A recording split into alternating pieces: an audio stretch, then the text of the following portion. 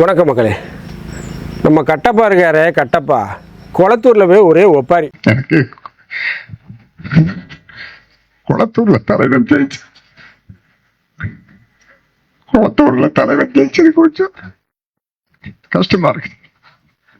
நேற்று நாள்ல ரொம்ப கிண்டலானால், நக்கல் பிடிச்சாள். சினிமால பார்த்துருப்பீங்க.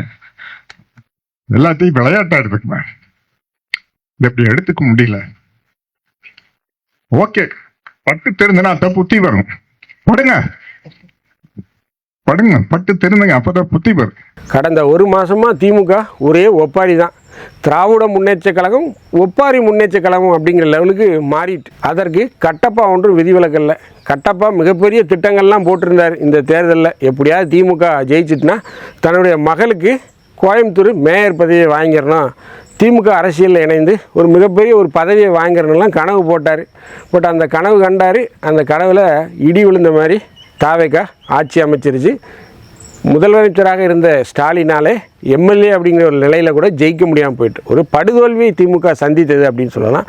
ஸோ இப்பேற்பட்ட சூழ்நிலையில் குளத்தூரில் கலைஞர் கருணாநிதியுடைய அந்த 103வது பிறந்தநாள் விழாவை கொண்டாட்டத்தின் போது பேசிய நம்ம கட்டப்பா சத்யராஜ் என்ன பேசியிருக்காருன்னா, நியாயமா, இது நியாயமா, குளத்தூர் மக்களே இது நியாயமா, எங்கள் தலைவர் இப்படி தோற்கடிச்சிட்டிங்களே, எங்கள் தலைவர் உங்கள் ஊரை சிங்கப்பூர் போல் வச்சுருந்தாரு, இது நியாயமா அப்படின்னு சொல்லி புலம்பியிருக்காரு.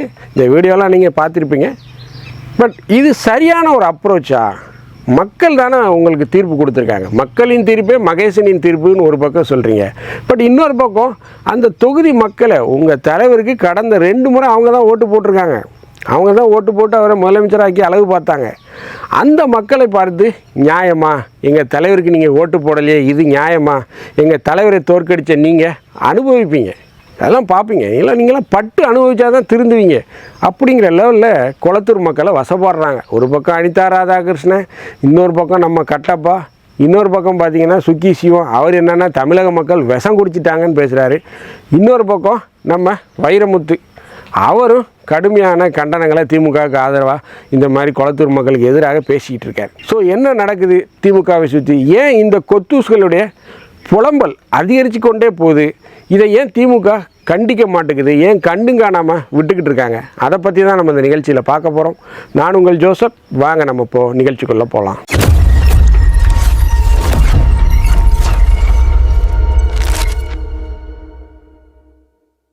இந்த திமுக கொத்தூஸ் இருக்காங்கல்ல, இந்த கொத்தூஸ்களுடைய அந்த ஒப்பாரி அப்படிங்கிறது நாளுக்கு நாள் அதிர்ச்சிட்டே இருக்குங்க.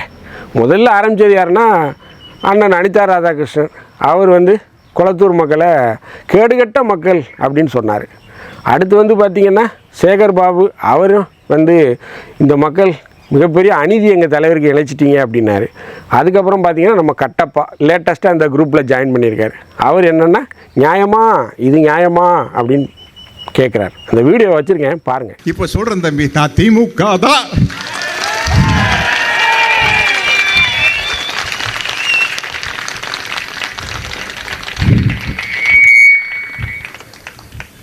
எனக்கு குளத்தூரில் தலைவர் ஜெயிச்சு, குளத்தூரில் தலைவர் ஜெயிச்சது கொஞ்சம் கஷ்டமாக இருக்குது. நேற்று நாளில் ரொம்ப கிண்டலானால், நக்கல் பிடிச்சாள். சினிமாவில் பார்த்துருப்பீங்க. எல்லாத்தையும் விளையாட்டாக எடுத்துக்குமா, இது எப்படி எடுத்துக்க முடியல. ஓகே, பட்டு தெரிந்துனா அப்போ புத்தி வரும்.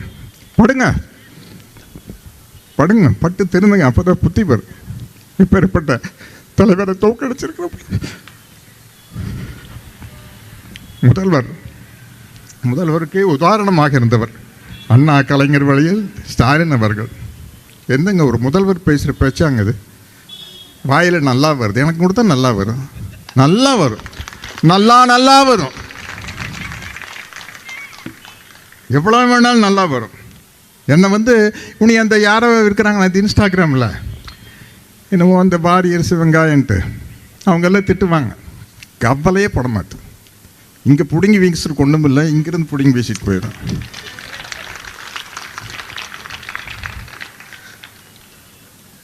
தேவைன்னா சொல்லுங்கள். எனக்கு நிறைய கெட்ட வார்த்தை தெரியும். நான் அது ஒரு மரியாதையாக அதையெல்லாம் அமைக்க வச்சுருக்கிறேன். உங்களுக்கு ஏதாச்சும் தேவைன்னா என்ன இன்ஸ்டாகிராமில் லொட்டலோஸ்லாம் திட்டுவீங்க. உங்களுக்கு ஏதாச்சும் தேவைன்னா அது கொடுங்க, நான் நிறைய எடுத்து கொடுக்குறேன்.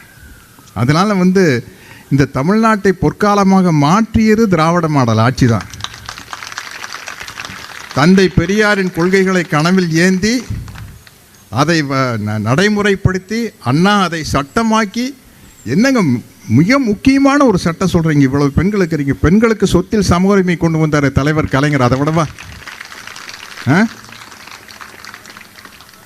அவர் கொண்டு வந்த அந்த அத்தனை சட்டத்தையும் வழிநடத்தி முன்னாடி கொண்டு வந்தார் நம்மளோட தலைவர் ஸ்டாலின் அவர்கள். அதை விடவா ஒன்றுமில்லை. இப்போ ஆட்சியில் இருக்கிறவங்களுக்கு நான் ஒரே ஒரு அட்வைஸ் பண்ணுறேன், நீங்கள் ஒன்றுமே பண்ண வேண்டாம். ஸ்டாலின் அவர்கள் செய்த நலத்திட்டங்களுக்கு பேரை மட்டும் மாற்றி ஸ்டிக்கரை மாற்றிடுங்க, உங்களுக்கு நல்ல பேர் கிடச்சிடும். நான் முதல்வன் திட்டமா வேறு ஏதாச்சும் வச்சுக்கோங்க, விடியல் பயணமா வேறு பேர் வச்சுக்கோங்க. அந்த பேரை மட்டும் மாட்டினீங்கனாலே உங்களுக்கு நல்ல பேர் வந்துடும். ஆனால் அவர் கொண்டு வந்த நலத்திட்டத்தையும் வளர்ச்சி திட்டத்தையும் மாற்றினீங்கன்னா சரிப்பட்டு வராது, கண்டிப்பாக சரிப்பட்டு வராது. இந்த வீடியோவை பார்த்துருப்பீங்க. நியாயமா இது நியாயமா அப்படின்னு கேட்குறாரு. நியாயமா இது நியாயமானா நியாயம்தான். இதில் என்ன தப்பு இருக்குது? மக்கள் தீர்ப்பு ஏற்றுக்கொள்ளத்தான் வேணும். மக்கள் இந்த 5 ஆண்டு உங்களுக்கு வாய்ப்பு கொடுக்கல. அப்போது நீங்கள் ஒரு எதிர்க்கட்சியாக இருங்க, நியாயமான எதிர்க்கட்சியாக இருங்க, ஆளுங்கட்சியுடைய தப்புகளை சுட்டி காட்டுங்க அப்படிங்கிற ஒரு வாய்ப்பை தான் கொடுத்துருக்காங்க.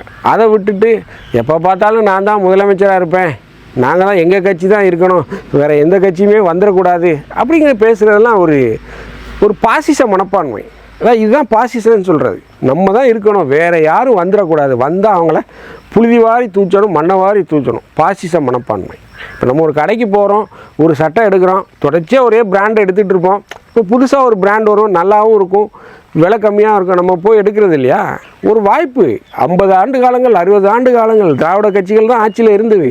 இப்போ மக்கள் புதிய கட்சியை தேர்ந்தெடுத்திருக்காங்க. மக்களுடைய முடிவு தானே. அந்த தேர்தலில் வாக்களித்த மக்களே போய் நீலாம் கேடுகட்ட பையா, நீங்கள்லாம் விஷத்தை குடிச்சிருக்கீங்க, இந்த மாதிரியான பேச்சுக்களை எல்லாம் திமுக கொத்தூசுகள் பேசுறது எப்படி ஏற்றுக்கொள்கிறது? சுகி சிவம் போன்றவர்கள்லாம் மிகப்பெரிய பட்டிமன்ற பேச்சாளர். அவர் என்ன சொல்கிறாரு? திமுகவுக்கு எதிராக வாக்களித்து தமிழக மக்கள் விஷத்தை குடிச்சிருக்காங்க அப்படின்னு சொல்கிறார். இதெல்லாம் எப்படி ஒரு மோசமான பேச்சு! அப்படி கேடுகட்ட மக்களாக தமிழக மக்கள் விஷத்தை குடிக்கிற அளவுக்கு திமுகவுக்கு போட்டால் பாயாசத்தை குடிச்சிருக்கோம், தாவேக்காக்கு போட்டால் விஷத்தை குடிச்சிருக்கோம். என்னப்பா அது, இந்த அளவுக்கு இப்படி புலம்ப ஆரம்பிச்சிட்டிங்களே. ஸோ இதையெல்லாம் பார்க்கும்போது ஒரு மிகப்பெரிய அச்சம் இந்த திராவிட கட்சிகளுக்கு வந்துடுச்சு. நான் ஒன்றை மட்டும் மீண்டும் திரும்ப திரும்ப தெளிவாக சொல்கிறேன், திராவிட கட்சிகளுடைய ஆட்சி இனிமேல் தமிழகத்தில் வருவது ரொம்ப சிரமம், ரொம்ப கஷ்டம். ஒரு கட்சி ஏறக்குறைய முடிவு இறுதி நிலையை நோக்கி போயிடுச்சு. மிகப்பெரிய அளவு அந்த கட்சியில் இருக்கக்கூடிய முக்கிய தலைவர்கள்லாம் தாவேக்காவில் போய் இணைகிறாங்க, திமுகவில் போய் இணைகிறாங்க. அதிமுகவை தான் நான் சொல்கிறேன். இருக்கிறது திமுக மட்டும்தான். திமுகவுடைய கடைசி நம்பிக்கை நட்சத்திரமாக இருப்பது அப்படின்னு பார்த்தீங்கன்னா ஸ்டாலின் தான். ஸ்டாலினால் 2வது முறை வெற்றி பெற முடியல.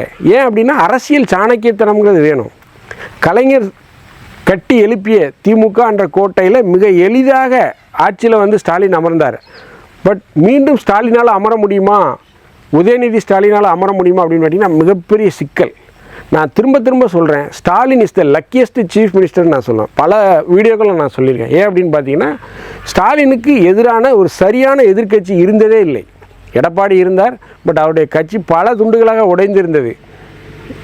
சசிகலாமா ஒரு பக்கம் இருந்தாங்க, டிடிவி ஒரு பக்கம் இருந்தாங்க, ஓபிஎஸ் அவர் ஒரு அணியை வைத்திருந்தார்.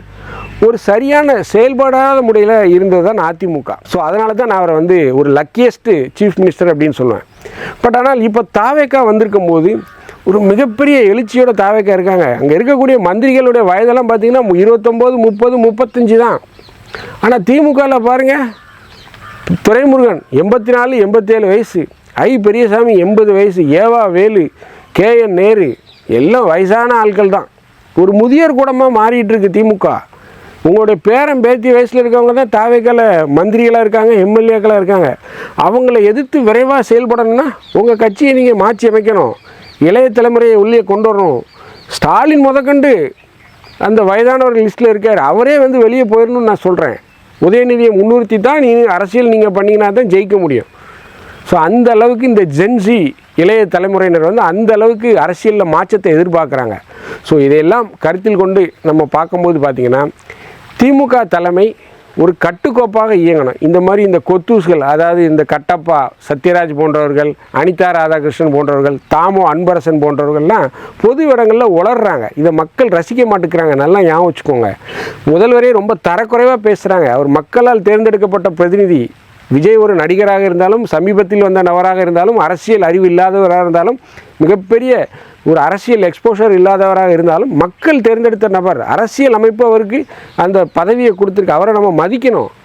பொது இடங்களில் தரம் தாழ்ந்து பேசுவது அப்படிங்கிறது ரசிக்காது. இதை திமுக திரும்ப திரும்ப செய்து கொண்டிருந்தால், திமுகவுடைய உறுப்பினர்கள், திமுகவுடைய ஆதரவாளர்கள், முன்னாள் அமைச்சர்கள், திமுகவுடைய அனுதாபிகள் இந்த மாதிரி பேசிட்டீங்கன்னா உங்களுக்கு கெட்ட பெயரைத்தான் ஏற்படுத்தும். இந்த வீடியோ உங்களுக்கு பிடிச்சிருந்துச்சுன்னா தயவுசெய்து லைக் பண்ணுங்கள், ஷேர் பண்ணுங்கள், சப்ஸ்கிரைப் பண்ணுங்கள். மறக்காமல் உங்கள் கருத்துக்களை கமெண்ட் செக்ஷனில் சொல்லுங்கள். நன்றி, வணக்கம்.